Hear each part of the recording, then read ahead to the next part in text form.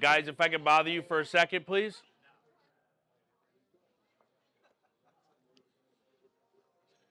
All right. Appreciate you guys coming out. My name is Abdel Khawatmi. I'm here alongside Renée Rossi and Mark Rosen with Royal Stitch and Print. We're going to be talking a lot about, obviously, as you guys know, branding. This was something that obviously is near and dear to all of us as business owners. We're going to talk about 3 different sides of branding. The apparel promotional side, which our friend Mark Rosen is the expert at. Both personally, we use him, along with I know most of us here. And then Renee will do a little bit more further on the digital marketing side, some of the different social media strategies and online exposure that she's done for several of our clients. And then I'll tie it in a little bit more on a little bit of just modern strategies and kind of just what we personally think of when it comes to brand and things along that nature, okay? So if we could all give a round of applause for Mark, we're going to have him lead us off. Hey, everybody. As you heard, my name is Mark at Royal Stitch and Print. Being called an expert was a nice ad for this one for me. So,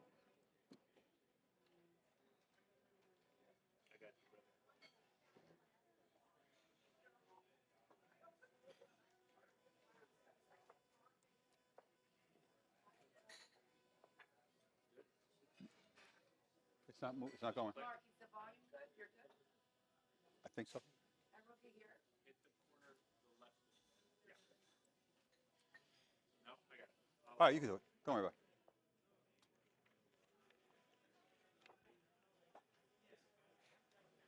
So again, my name is Mark, Royal Stitch and Print.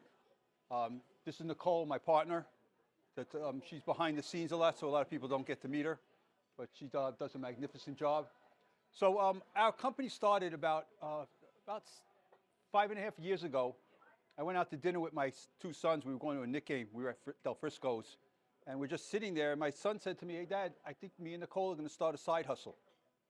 And I was a side hustle, and so I used to have a trophy and awards business, and he said, so he used to work there for us, and he says, "I think we're going to start that on the side." I says, "Man, there's too many boxes, too much this and that. It's going to be a rough deal." And we're just talking for a little while, and we're drinking, and we're having a good time, and then all of a sudden, embroidery came up. And we started talking about embroidery. I was always a little mesmerized by those machines, watching them go, and we're sitting there, and we wind up calling Nicole, and we started talking about it. And she liked the idea, and I says, "Well, I'll tell you something. If you're going to do that," I said, "I want to be a part of it." And they said, "Okay." And the next morning, we ordered a brand new embroidery machine, and the only thing we knew how to do, and we probably had to be shown for that, was to turn it on and off. We didn't know how to do nothing, and she got to work and learned to do it. There's a nice learning curve. It's not an easy thing to do, and she does a magnificent job now. And it's a lot of fun and trying sometimes going through it. But it's a lot of fun, and that's where we started. And it's been a great experience. After about 3 months, I called my wife and I told my wife, I says, I think I'm leaving real estate and insurance sales. And she says, "I thought you want to retire soon." I says, "I've been in a lot of businesses, and I think we got a winner, and I want to be a part of it." And she said, "Okay, let's go." So that's where we got that from. Next slide. So, apparel. Everybody wants apparel. What's the first question you think you hear? How much? How much? And to tell you the truth, how much is not really what makes it work. What is the return on it? If you have a hoodie and you sell someone a hoodie for $25 and they bought 50 of them, it shows here. If 2 of those get you business, you're going to do pretty well. You break even. Who here likes to see somebody wearing one of their something that they have for people that have apparel? They do it.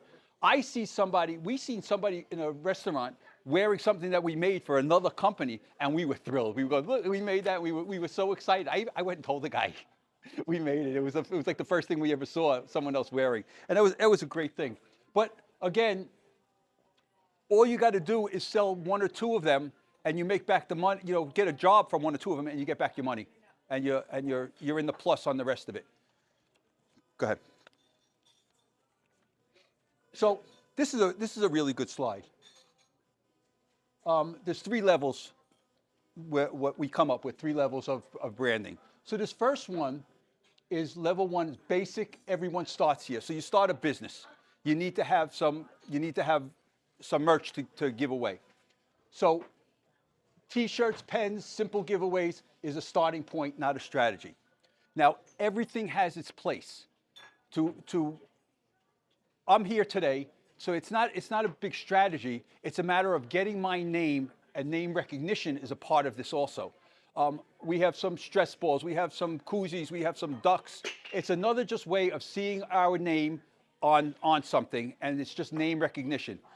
I don't know about many of you, but a lot of the people, I'm not going anywhere without a branded shirt. I'm wearing a branded shirt, branding whatever I can, wherever I am, because I want to be associated with that name. The second one is level 2, where growth happens. Branded uniforms, customer gifts, referral incentives, intentional and impactful.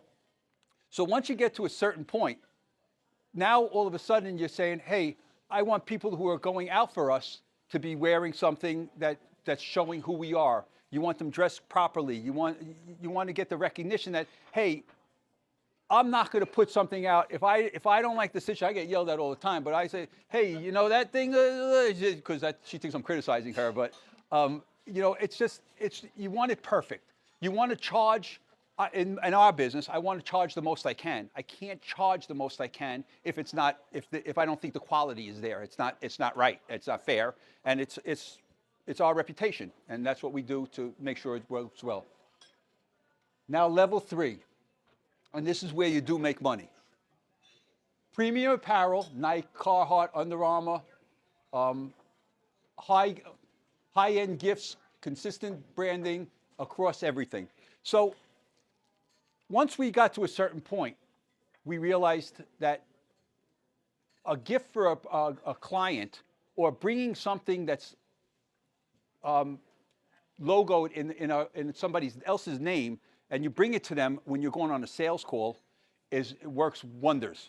You know, to go out and have something there, because you took the time to get something, to put something together for them, and you do a little homework and see what they are, who they are, what they're doing, and there'll be another slide on that a little later, and you'll see some of the things that we've done, and it really, really works. Next one. Okay, what most businesses do and what actually works. So what most businesses do is they buy the cheapest. Again, I walk in somewhere, I'm talking to somebody, the first thing is how much. Nobody's thinking, like, what's my return on this? What is it going to do for me? So they buy the cheapest available to save a few dollars. They slap a huge logo that really, with no design thought. So look, you have logos. Most logos look really good, but there are people, just give me that.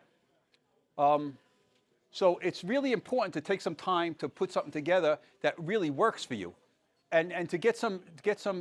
I don't do we help with logos, but you should have like a professional person, because colors and all that stuff, it matters. It matters how it looks. So it's good things to get to learn about. This is a great one. They hand it out with no strategy, no nothing. So if you're going somewhere and you're going to be doing something, to have something that goes along with that company and where it works, what it does well, to give something that doesn't belong there doesn't always work. Like, all right, it doesn't really mean anything. I can't read. So a lot of stuff ends up in the junk drawer, or it's not, not used. But then again, they open the drawer, and if your thing is there, they still see your name. Your name just comes up, and it's not the best place for it, but it still works some. What smart businesses do, and this is really true, choose a useful quality product people actually want to keep. So I'll just give you for instance, and it's going to come up again after, is if you're a construction site you go to and you have a ruler of some sort with it, because now it's the people are there that do construction, and it works well. Apply clean professional design that represents the brand well. That's the most important thing for your logo. Is it clean? Is it sharp? Are people going to see it and say, oh, I remember that. I saw that before. Distribute it with purpose to the right people at the right moment. Again, another one. You want something that goes with what you're doing, with the people you're seeing, the businesses that you are with, to make sure that it's the proper piece to give out at that time. And distribute, oh yeah, got that. And the result is extended brand exposure with measurable referrals. Next one. Don't just order products, have a strategy. It's simple to go with just anything and just give it out. It's just not going to do that much for you. The right product. Choose to match your brand image, budget, and the impression you want to make. So it takes some thought. It's, I get people calling me all the time. Oh, just give me whatever the cheapest thing is, and it's why? Give me a keychain with a whistle on it, and that's a investment broker. It kind of doesn't make sense to me.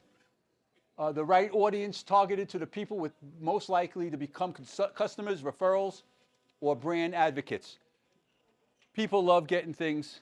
It's really important to make sure it matches, and people will talk about it, and will promote you. And the right time. Deploy the moment that creates maximum impact. Onboarding events, closing milestones. All right, here's a perfect example right here. This is a gift set that was done for when we were onboarding for a company. So they made sure that they had something that comes to the client, not the client, I mean someone that worked for them, and it has all the things that they want.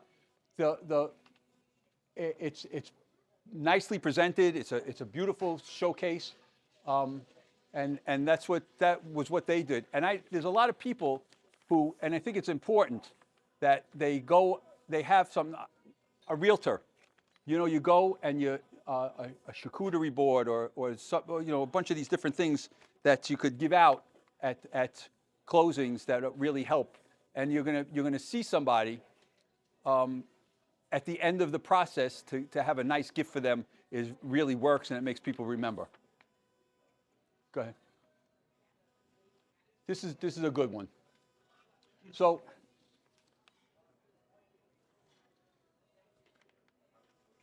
sorry. Okay, I just business. All right. So these are some ideas for the different kinds of businesses there are.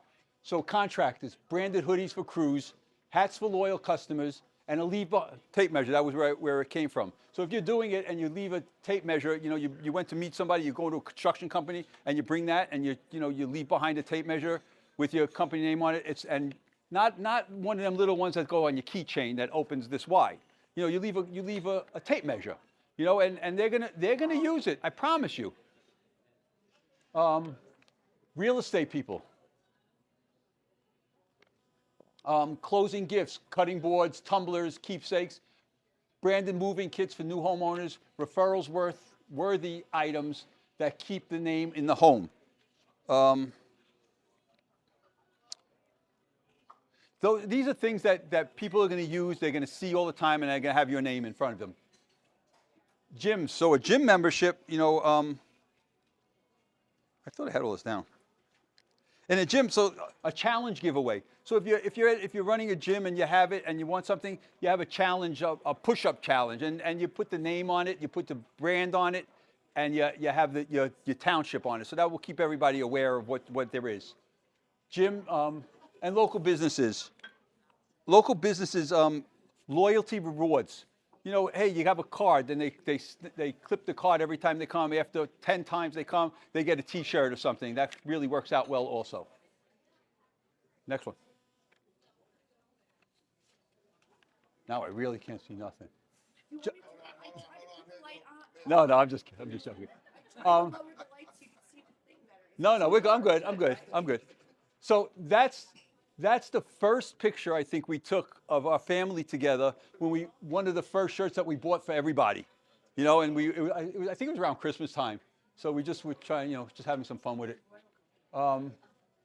So here, the biggest mistake I see, businesses order promotional products and do absolutely nothing with them. And that happens a lot. It happens to me sometimes. I get things, we buy things all the time, and then all of a sudden they're just sitting somewhere like, oh, let's get them out and bring them out and give them out. Ordered with good intentions, forgotten in the back room or closet. And then all of a sudden you remember, oh, wait a minute, we have those things sitting there and you never use them. There's no plan for distribution. Like, where are you going? What events are you going to? If you know in the future what events you're going to, you can think about the things that you might need in the future. If you're going to real estate places, a keychain with a house on it, if you just want a little giveaway. I mean, that's thinking about at least what you're going to do.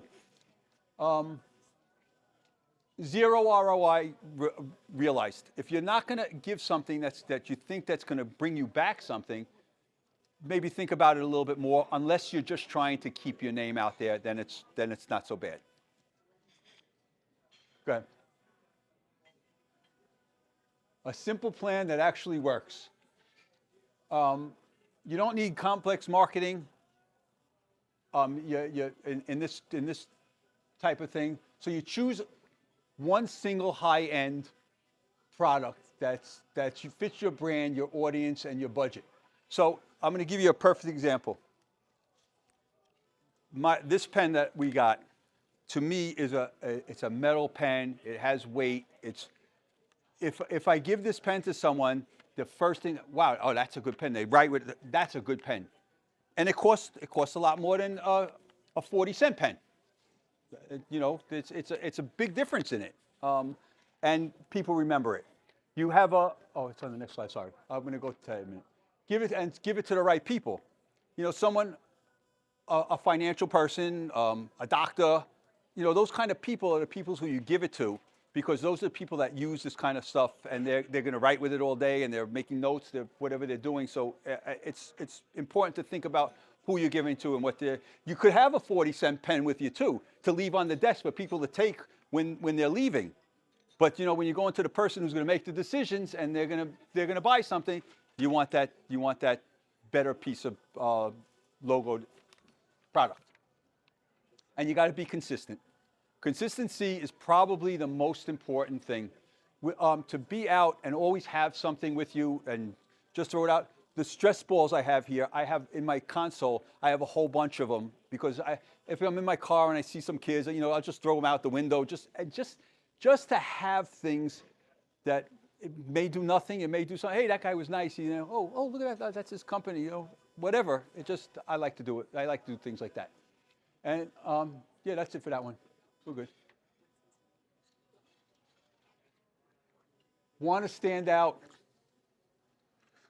You want to stand out instantly. So here's some like colorful merch that all goes together, the hats, the colors.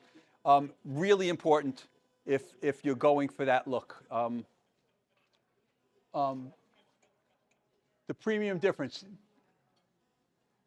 I can't tell you how many times someone will say to me when I'm wearing or someone else is wearing a higher end hoodie. Hoodies are the most talked about apparel piece that we deal with.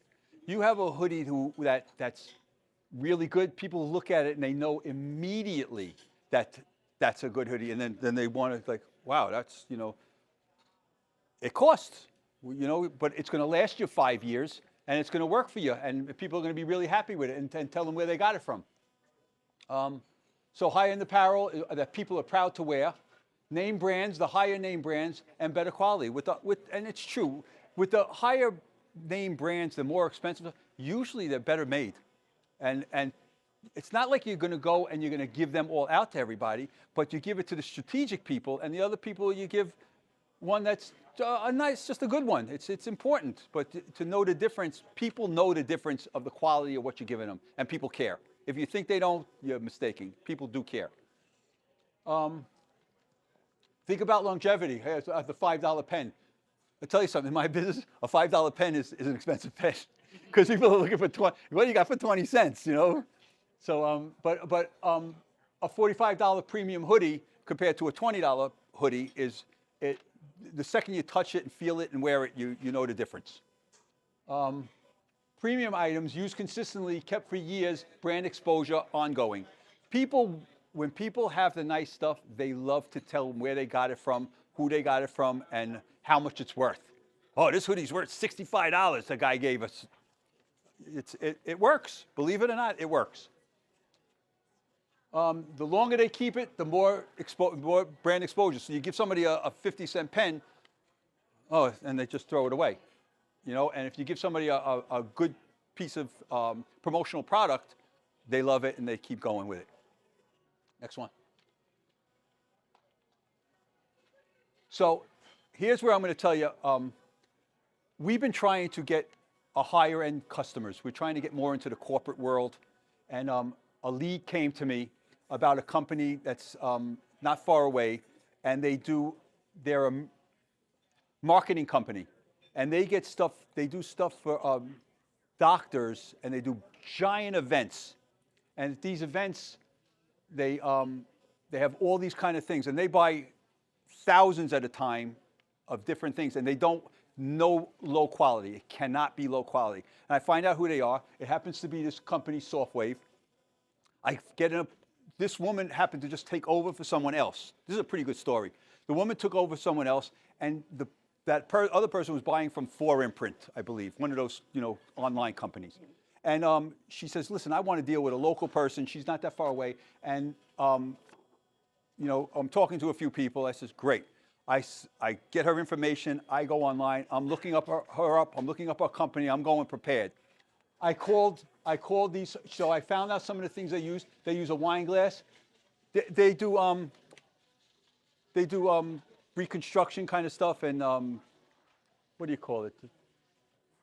I forgot the name of it, but whatever. So this is a ice globe for women when they get a facelift or something, and it's frozen and it keeps them cooler. And then they use a stress ball when they're under, believe it or not, when they go under the knife, and they give it to them before, just it relaxes them.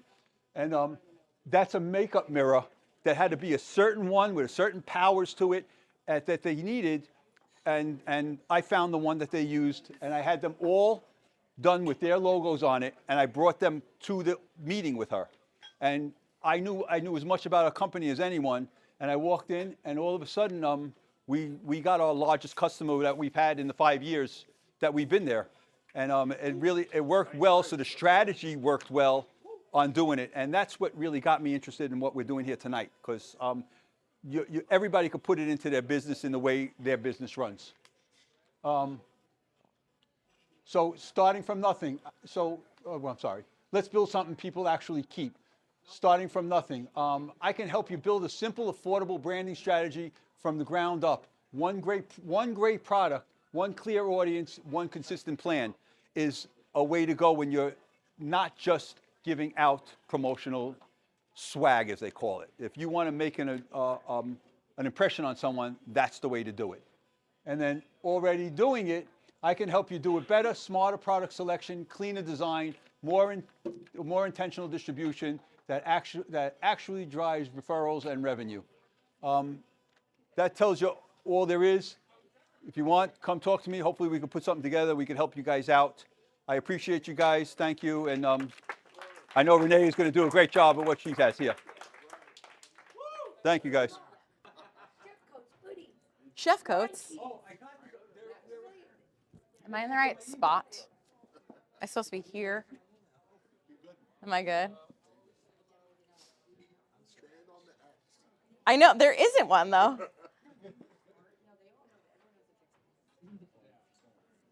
Oh, do I get to click? That's fine.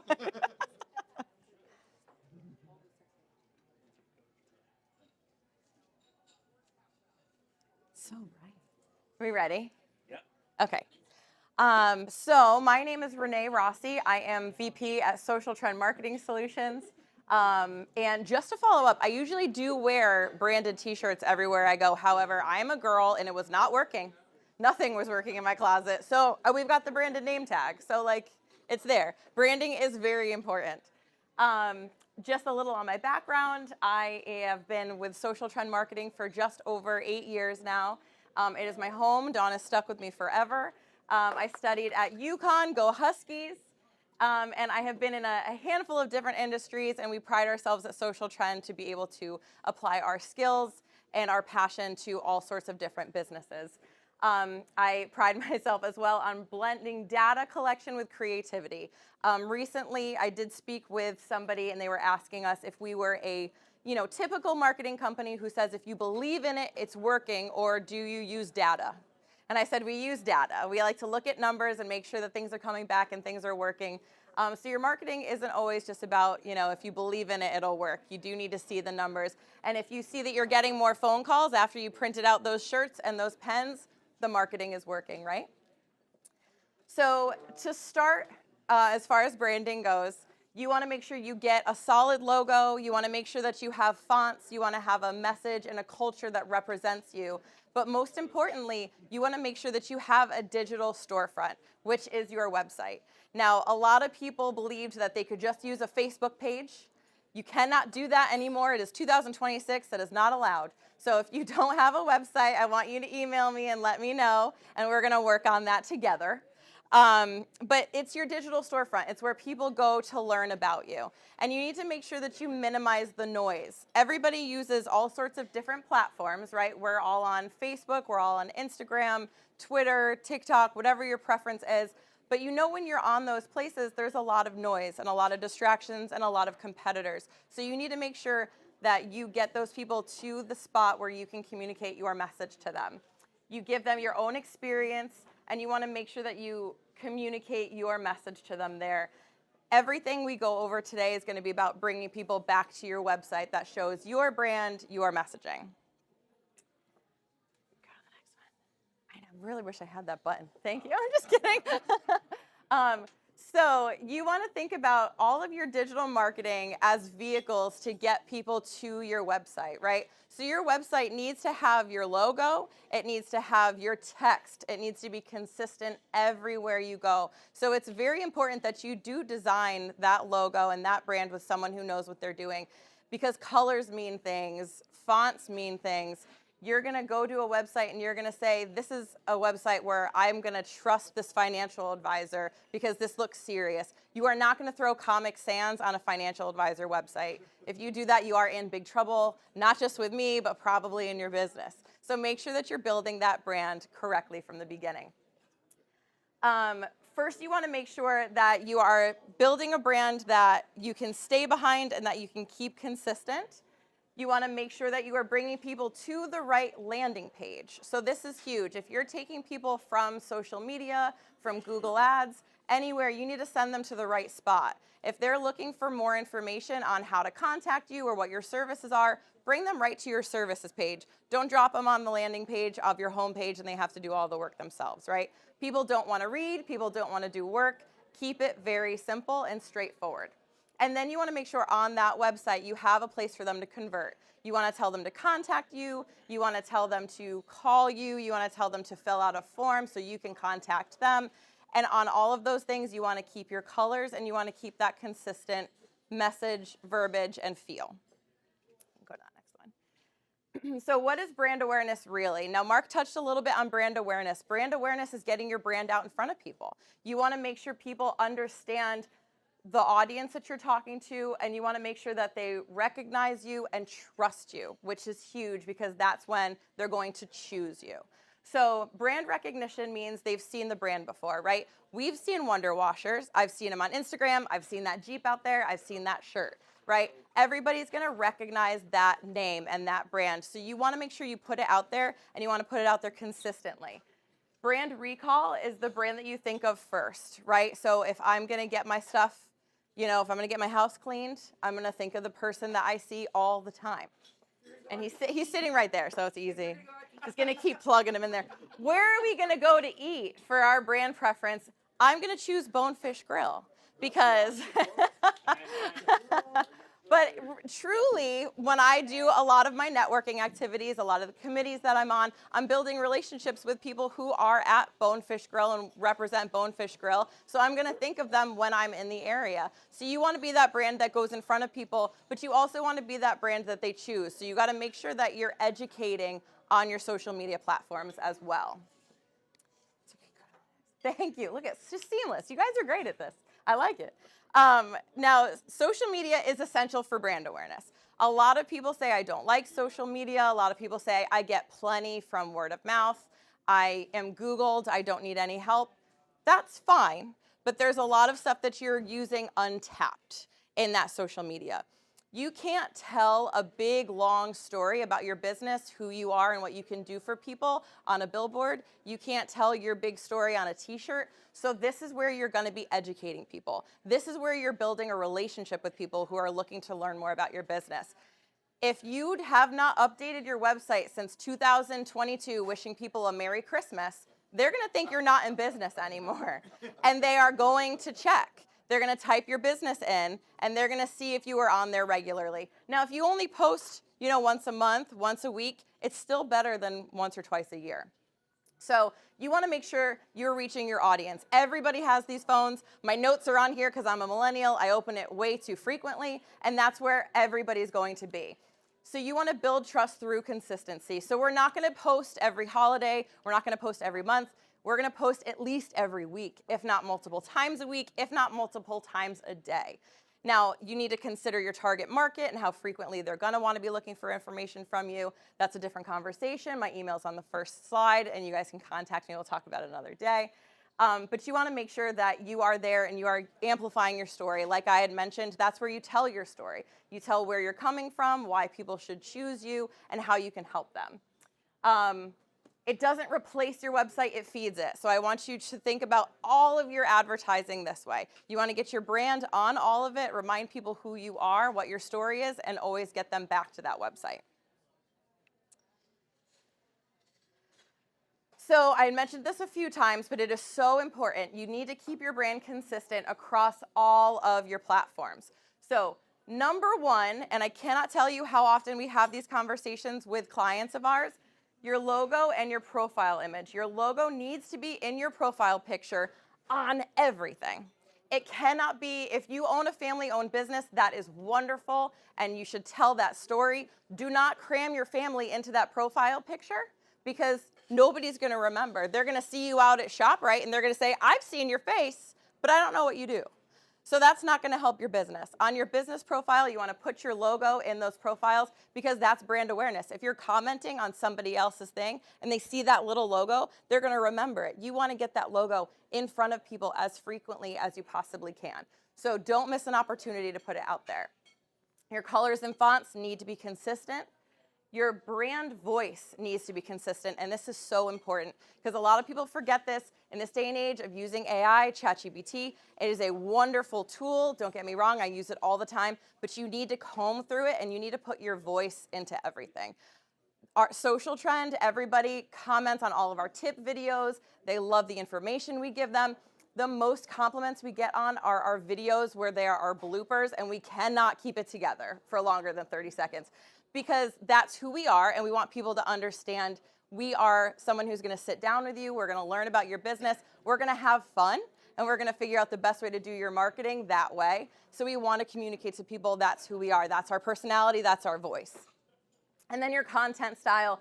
If you are using different contents and different templates every single time, people are going to come back and think that they're coming to a new page every time. Try to keep a regular template for a few different things. You can have a variety, but if you're doing tips, you're doing fun facts, you're doing introductions, you're doing behind the scenes, keep the template relatively consistent so people know they're coming back to the same place. Now, optimizing for your awareness and conversions, you need to make sure you are doing all of the things we talked about before, right? So you want to stay on a consistent schedule, engage with comments. So always, always engage with people, like things on their pages, go and follow them back. Instagram doesn't have a fantastic way of growing organically. The best thing we can recommend to people is to go onto, posts that people participate with and follow those people that like to engage and are active on those platforms. You got to do a little bit of the work. You can't just buy followers. You can't just throw your stuff out there, but follow people and engage and comment and be a part of the community. Use hashtags and taglines. They are still very relevant. They go up and down all the time, but you do want to keep plugging them in there. And then you want to run awareness-focused ad campaigns. Don't get onto social media and then not use the ad features. So you want to make sure you're in Ad Manager and getting in front of people that don't already follow you. It's essential. We just posted a tip on this the other day. How many call to actions should you have in a post? Anybody? One. Good job. So you should only have one call to action in a post or a campaign. You want to tell people the one thing they need to do. Call, book, follow. Give them one thing in each post to do, and they will do it. They want to do it. They follow you. They want to engage. So make it clear. You want to run retargeting ads for those warm audiences so they remember. I was just talking to somebody earlier. We are up to 11 touches, people. We have memories of goldfishes. So keep popping up, run those retargeting ads because people are going to need you eventually. So keep touching back. And then you want to make sure you're tracking all those parameters and then figure out what works. You got to make sure you understand what's working and what's not and keep leaning into the stuff that does work. And that's the beautiful part about digital marketing is it's all trackable. All right, location targeting and geofencing. These are some fun ones. I won't spend too long on these, I promise. Location targeting, we are all relatively local businesses, right? So when you are running your ads, you are running your paid marketing campaigns, you need to target based on the locations you are serving. You want to make sure you are targeting the right demographics, all of that, but don't waste your money unless you're targeting the right spots. You don't want to get a phone call to do any sort of window washing in Bucks County, Pennsylvania, right? That's kind of annoying. You'll probably go. How about like Pittsburgh? We're not going to Pittsburgh. So like make sure you're targeting the right areas for your businesses. By the way, he'll go to Bucks County, guys, in case you're wondering. Make sure you have your Google business page set up properly for that as well because that is, completely organic, free situation for you, so take advantage. Now, geofencing is a little bit different as far as geo-targeting. Everything's got different names depending on who you're talking to, but geofencing is when you are sending specified advertisements to people in addresses. So a lot of times you could do this for competitors. If somebody is shopping for a product and they're going into your competitor's store, you can geofence that location and then send them some text messages or advertisements letting them know that you are also there. This matters because you don't want to be wasting your money. Spray and pray does not work for marketing. Do not advertise to everybody. You need to make sure you are targeting the right people. All right, our key takeaways. I should start doing a pop quiz, but I'll just run through it myself. The website's non-negotiable. So does a Facebook page work? No. We need to have a website. If you do not have a website, I need you to talk to me, take a business card off the table. You need to make sure you have a digital storefront. That is where you are putting your brand. That is where you're putting your message, and you want to get people there. Social SEO and SEM are driving traffic to your site, and that's where you convert it. You need to get people there so they can learn about you and then tell them what to do next. Brand consistency is essential. Take that everywhere to everything. Social media, the videos you're doing, Google Ads, make sure you're putting your voice into the verbiage on there. And then you can use location targeting and just make those ads work smarter for you. I think that's it. Your brand is what people say about you when you leave the room. That's Jeff Bezos. It's quality. Make sure you guys keep it consistent. Thank you for listening tonight. All right, guys, let's give a round of applause for Renee and Mark. All right, so for those of you guys who don't know me, my name is Abdel Khawatmi. I'm the owner of Paramount Residential Mortgage Group, Got Mortgages. So we're going to go over a couple different things today, just tying everything together on what we do specifically. And I always like to do when I do these presentations, we speak in acronyms. The acronym today is going to be about brand, so B-R-A-N-D, and we're going to go through what every single portion of them work in our business, okay? So again, I own PRMG Got Mortgages. Most of you guys know me as the Gorilla. This was actually, it's a little blurry, but this was us at our trunk and treat for our kids last year, literally in a gorilla suit with, out of my Cybertruck, this wasn't Cybertruck, my Tesla Y, and going over, again, giving away stuff. So you guys will see here,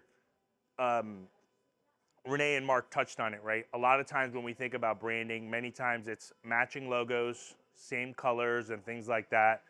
What I find, obviously, the digital age as the modern trend starts to shift today is it's no longer about getting a paint job. It's about putting in an engine into your vehicle, right? This is what's going to allow you the ability to get to the next level.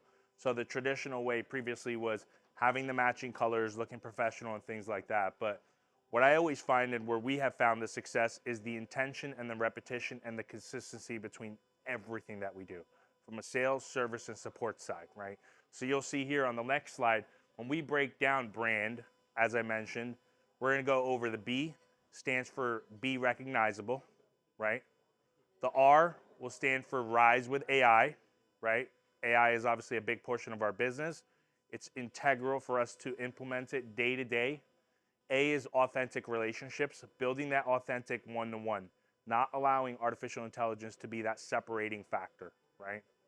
N, which is really not going silent, right? Networking, which is what we're doing now, nurturing your relationships and your consumers, and obviously never going silent. And then the last one, a big portion of what I see as we look to scale our businesses is document and disperse. If we're doing things a certain way, there needs to be an SOP for everything that we do, so we ensure that the next metrics when we have a new employee is following the exact same file flow, okay? So we're gonna go over, obviously, the first part of being recognizable, right?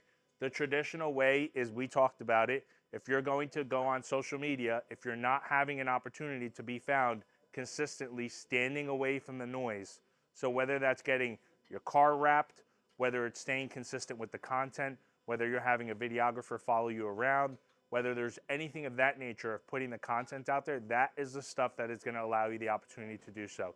It is not the things of posting what I say, those stock photos or those stock images of what many companies usually do. In our world of real estate, that is where 99% of real estate agents fail at, because they're usually relying, it's a good thing and a bad thing, but they're relying on generally their brick and mortar locations to give that to them. That costs money. So we need to be the ones to understand how those opportunities allow us to create more friction in our business. So be recognizable. So you guys will see in the start of our videos, I was about 180 pounds and I used to be in a suit.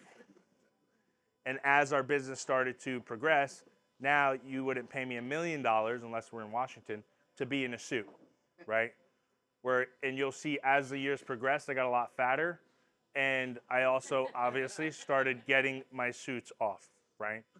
Most of you guys know, obviously on the left, our car, it stands out. It allows us the opportunity, obviously, to not just get a tax write-off on Section 179, but also be able to drive that thing around. And we've picked up 7 mortgages since we've picked it up in October. So it's paid for itself. And then on the left, you'll see here a lot of YouTube videos, right? We shoot a lot of content. We just passed, as of today, when I posted the video today for Elevate Alliance, 658 videos on YouTube. All authentically done. No professional SEO content writer or anything like that. The consistency behind it allows us the opportunity. How many of us would like, if a client asks a question, you can give the response and then hit them with a video of you running that exact same scenario that you just did.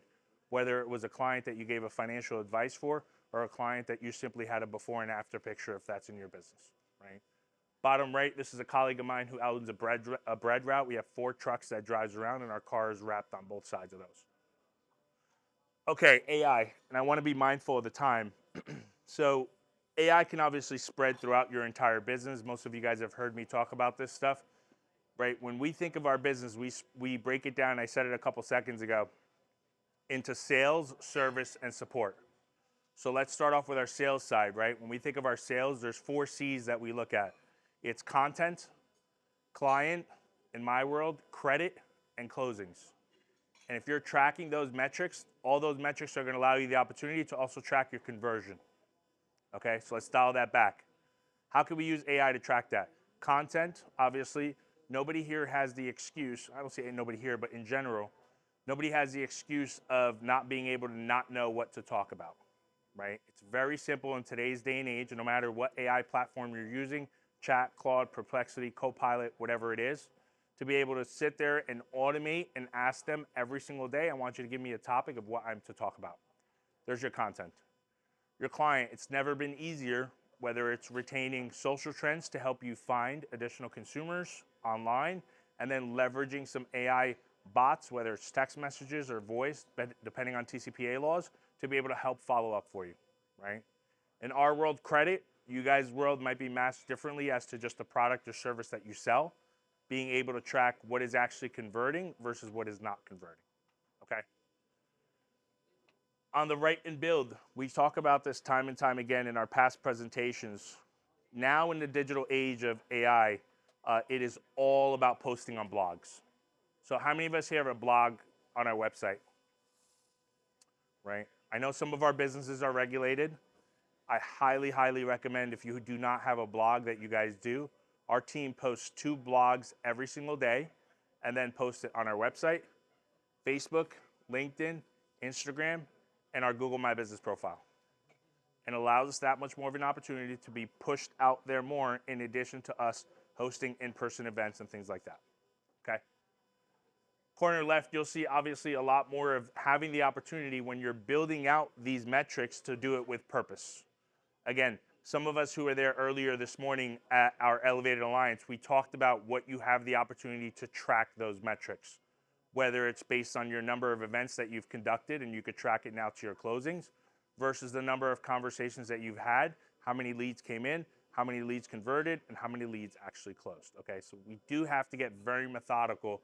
Once we get to a point where our brand is identified and you've got your car wrapped and you've got your cool logos and you've got your clothes from Mark and you're running the ads with Renee, the hardest part that I think some of us suffer from in general as professionals is not having that opportunity to truly convert, and we just start spending money, and we end up finding ourselves and we end up cutting it off, right? And then the last part is summarize and systemize, right? A majority of our meetings that we do, whether it's in person, whether it's Zoom, or whether it's phone conversations, is always recorded. We always take the consent of the consumer. We always record it through whatever platform. Usually Fireflies is what we use. There's Fireflies, there's Otter, there's Fathom, whichever platform you prefer. Fireflies jumps into our meetings immediately. We do not have to tell it. It records the meeting, notifies that consumer at the same time of the meeting results and the summary. We will then take that information, and I think this is where, how many of us think we could follow up better after our clients' meetings? Probably all of us. If you're not, please come to me and teach me your ways, right? So you finish the meeting, you guys are done. You maybe send an email follow-up, hopefully, and then you stop, right? Imagine being able to build out, leveraging those notes and that conversation that you're having to now build out different slide decks or infographics or mind maps or videos or podcasts on the same meeting that you've done, and now have that opportunity to get dripped to the clients 3 days later, 4 days later, 5 days later, and all that can be set up automatically leveraging AI. And you could be your personal self of having those conversations and totally forgetting what was actually sent because you set it up correctly from the beginning. Uber critical for you to be able to have that. These are different ways that we've talked about, again, how we leverage AI in our day-to-day business, okay? Corner left, you'll see we went over it today in our Elevated Alliance meetings, the projects, right? The way I explain projects is it's just like you training an employee, right? Think of it here in this restaurant, Bonefish. When somebody is hired from a manager's position into an employee, you train them the first time. You hope to damn well that they're going to retain that information. And then when you go to hire another server or waiter, you're hoping that same person can train that same person. The exact same thing when you're building out projects. So you've built it the right way. You like how it's done. You found that stud waiter. Now when you go to ask that second question again, you hope that the first time you set it up correctly can now be reciprocated the same way. Does that make sense? We say in the restaurant business, or like with the training, like train 100%, 110%, because everyone's going to drop a little bit. So if you train 80 or slack on it, you're going to drop to a 65. Sure. You're giving 110, you're dropping to 100. Exactly. Yeah. So you always give the best because it's always going to drop. 100%. So 100 and more percent. So at least you get to 95. It's a great point, and to that point, and I'll try to echo it the same, is when you build out these projects, you've gotten it to the point where it's at 100%, right? Because it came out at the end result. If you sit there, first of all, everybody here should obviously have a paid version of whatever platform that they use. We've established that several times. But in addition now, when you create that project, you don't have to sit there and go back to employee or AI and ask it to repeat it, because you've probably given a bunch of crap after that it might get lost. creating a project in this or in whatever platform that you use allows you the opportunity to piggyback off of where you left off. Make sense? Super easy to use, doesn't cost you anything, and it's very easy to do. And then the most critical part is, we've talked about this before, and I know Renee touched on it, is when you're posting online, you want everything to match everywhere. So whether it's logos, colors, infographics, but we broke it down to your name, your address of your business, your phone number, your logo, and your position, right? So if you call yourself Mary Smith and another platform, you call yourself Mary J. Smith, that's a problem. Everything needs to match down to the middle initial. If your title is a vice president and then a different title is account executive, right? That's a problem, right? Might not seem like a big deal, but when we're having a robot pick up that data and it doesn't match it, it's going to injure your score from being found higher. Makes complete sense, right? An important part we have with our team is everything is systemized. So that file flow that I told you guys about a recording coming in, it's going to be blurry, but what we'll do, everybody who registered, we'll give you guys all of our meeting recaps so you guys have access to it. You'll see this checklist. It says, meeting is done, get the summary, create a notebook LM, which is a platform that we use. If anybody here has a Google Workspace, you get a free notebook LM platform that you have the ability to do. Create an infographic, create a slide deck and all that, download everything, create a podcast, upload it to our YouTube channel, and send it out. It's a system. I'm not physically doing that. Our team is simultaneously doing that for us, but it's because I've told them this is how I want you guys to leverage AI in order to move the needle. Okay? And then obviously custom GBTs. We're building out an operating system literally as we speak. So now when an originator wakes up, I don't need you to be involved in 17 different platforms. You log into one platform. Your calendar is there, your pipeline is there, your closings are there, your meeting summary is there, your notes are there, your tasks are there, right? So it makes it a lot more easier for them to be able to do so. Going back again into what Mark and Renee talked about is obviously followers don't build a business, relationships do, right? So people buy followers, trust me, don't do it. I did that, it fucking sucks trying to reverse it. It is not the way to do it, right? And then you get capped on how many people you can unfollow after a certain while. It's a really annoying situation. Do not make that mistake, okay? But the trust funnel obviously ends up bringing it back, where when you meet that person in person, you'll be able to do it, right? So social media, again, obviously creates that visibility, which Renee talked about. Nurturing the gap is going to be the one to add an analysis, right? When we meet with a client and they complete a mortgage application, instantaneously the team reaches out for their W-2s, pay stubs, and driver's license. Maybe 5 minutes later, there's what's called a total cost analysis that breaks down to the client, monthly payment, and cash to close immediately. So if that client wants to spend $4,000 a month and they're looking at a $600,000 a month or $600,000 home, 4 is going to be tough, right? Let's get that out of the way from now. So real estate agent is not showing clients homes that are a $5,200 a month payment, and now you have a bigger problem because now that agent has showed them 5, 6, 7 homes when she should have only been showing them something that's for $4,000. Does that make sense, right? Think about it in your day and age with your business. If you're going to go talk to a consumer and you're going to take care and service their house and they're coming at you with a specific premium or they're coming at you to specifically service their business, establishing that and putting it from the beginning allows you the opportunity to reduce the friction. This is our process, what I said. So what I just told you guys about that total cost analysis is an example of that. And it goes out the second a mortgage application is done. So there's no room for confusion. When a client is pre-approved, this is the client's pre-approval letter. It is actually done as a boarding pass, and they get to download it onto their Apple Wallet. There's no more piece of paper here, you're pre-approved, and some other jackass can give you another piece of paper, or my 6-year-old son can change the number. It doesn't work that way anymore, right? This is not the age that we're living for. And it's identifying our audience too. If we're working with a Gen Zer, with a millennial, with a baby boomer, we'll also identify that, but our file flow is still gonna remain the same. And then if we have to, we could revert back to the traditional channels. But imagine how cool it is. I'm sure most of us here are predominantly business owners, right? Or homeowners. Imagine you guys got that when you got pre-approved and you're like, this is freaking cool.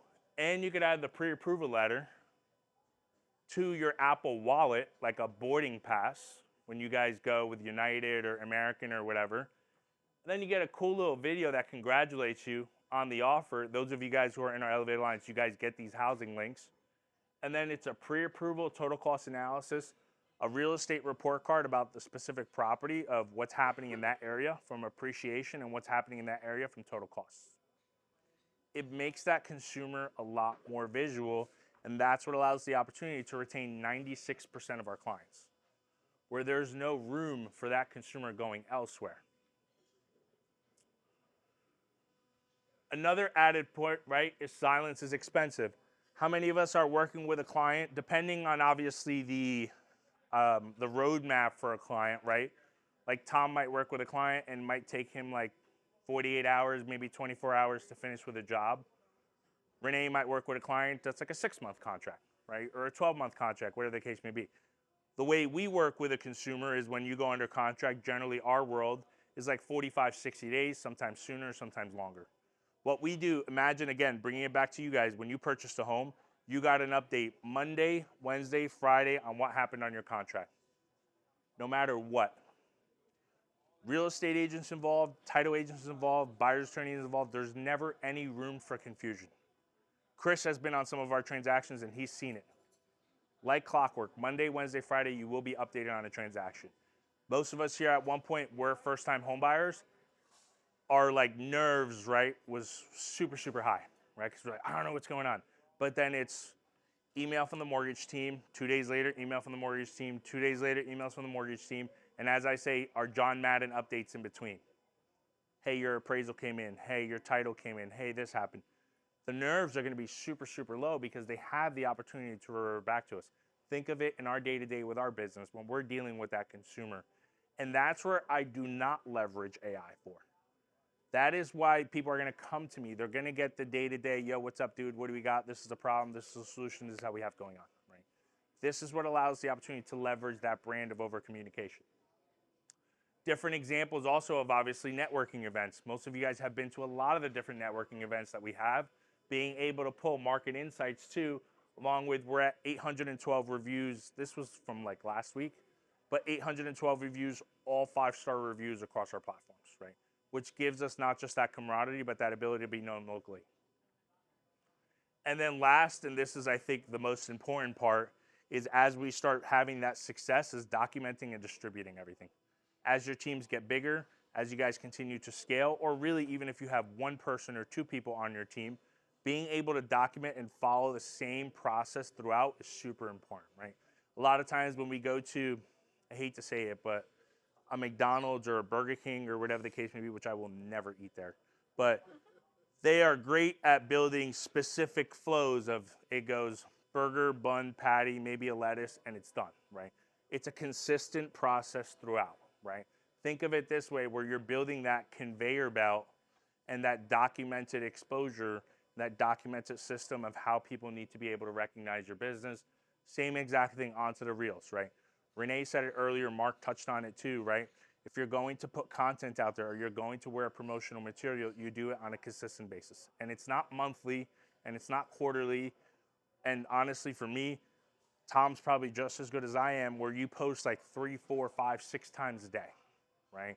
And it could be as authentic as you being on a day-to-day basis of what you're doing. People follow your journey, right? I get more likes on my kids' pictures than I do on my work pictures. How many of us could say that? And I'm like, you motherfuckers are supporting my kids and not me. But it's so true. But the funny part is when I see somebody physically, they'll mention about some of the different accolades or some of the things that we do. Long story short, people are always watching. So if we're business owners, we need to be able to put, obviously, not just the good, but also simultaneously some of the hardship times that we go through because people will love that authenticity behind it, right? Again, going further, you guys will see there's a checklist for literally everything that we do. There's probably like 32 more pages of these that my team, and that's probably even being nice, of different checklists that I expect our team to complete on a consistent basis. This is the art of documentation and distribution, okay? And recapping again, right, about branding. So what are we going to do? We're going to be recognizable. We're going to rise with AI. We're going to be able to build those authentic relationships. We're going to make sure that we don't stay silent, right, and nurture our relationships, and then document and distribute, right? My last 3 asks for you guys is, again, modern branding. The hardest thing I say is, like, usually you go home and you're like, I'm not doing shit, right? Pick one thing that you guys think that you need to concentrate on, target it, and continue moving forward. And then I'll leave you guys with this, and I know Mark talked about it earlier. He mentioned like Nike, Carhartt, and things like that. We think of those brands, right? So in today's day and age, right, the product is not the one that wins. It's the one that has the clearest brand, right? The clearest message, and the most consistent brand wins. Appreciate you guys. Thank you.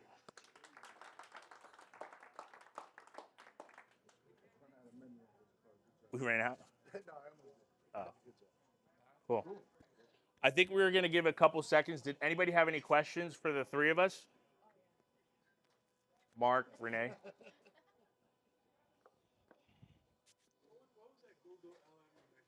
Notebook LM. So did you stop the camera or no? So the question was, within my PowerPoint, we talked about one of the platforms that we use. Hold on, let me drop this.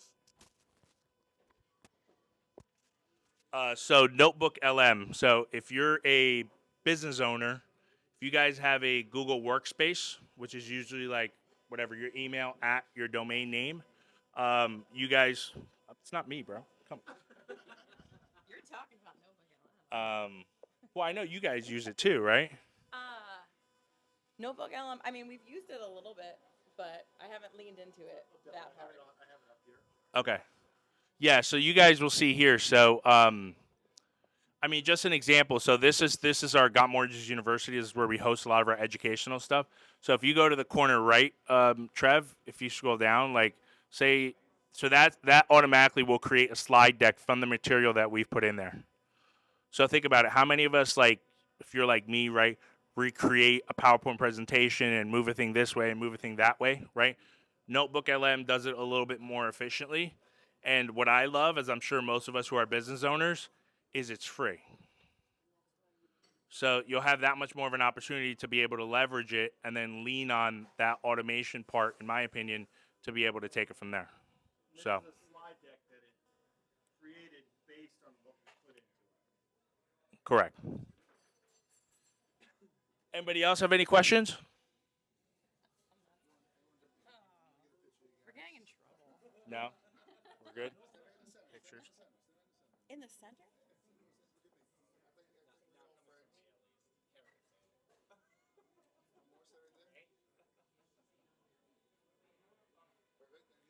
Cool.